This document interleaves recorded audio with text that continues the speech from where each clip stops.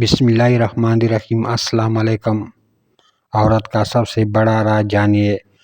حضرت علی رضی اللہ عنہ کی خدمت میں ایک شخص آ کے پوچھنے لگا کہ یا علی، اس کائنات کی عظیم ترین عورت کی صفت کیا ہے جس پر اللہ کے فرشتے بھی ناز کرتے ہو؟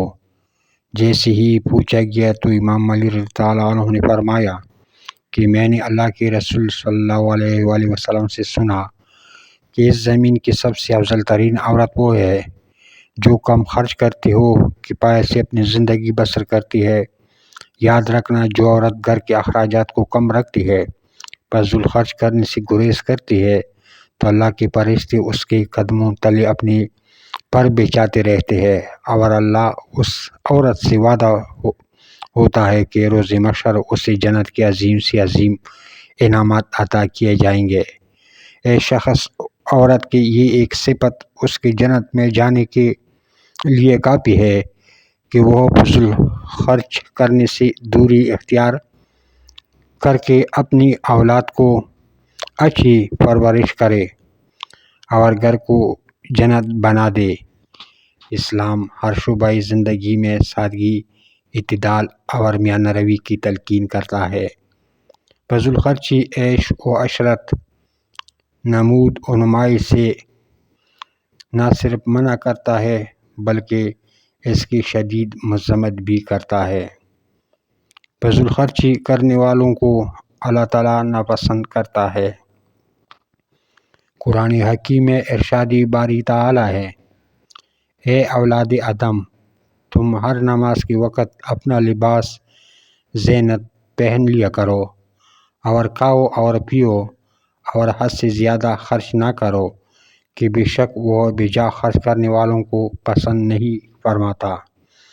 سورۃ الاعراف 7:31۔ فضول خرچی کی نہ صرف مذمت کی گئی بلکہ سخت تنبیہ کی گئی، اور ایسے کرنے والوں کو شیطان کے بھائی کہا گیا ہے۔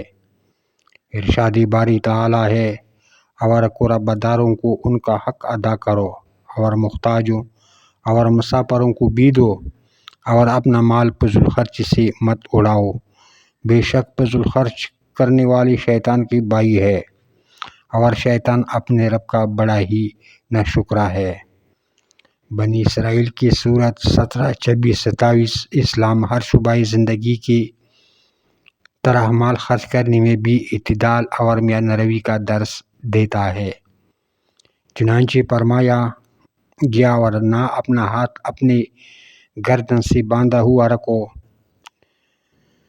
کہ کسی کو کچھ نہ دو، اور نہ ہی اسے سارا کا سارا کھول دو کہ سب کچھ ہی دے ڈالو کہ پھر تمہیں خود ملامت زدہ اور تھکا ہارا بن کر بیٹھنا پڑے۔ بنی اسرائیل کی سورت 17، 29۔ کے علاوہ ازیں کھانے کے لیے سونے چاندی کے برتنوں کا استعمال، مردوں کے لیے ریشمی کپڑے، شادی بیاہ کے موقع پر خواتین کا بے جا اسراف، سب فضول خرچی کے زمرے میں آتے ہیں جو قطعاً حرام ہے، اور جن کی مذمت ہمیں حضور نبی اکرم صلی اللہ علیہ وآلہ وسلم کے متعدد احادیث مبارکہ سے بھی ملتی ہے۔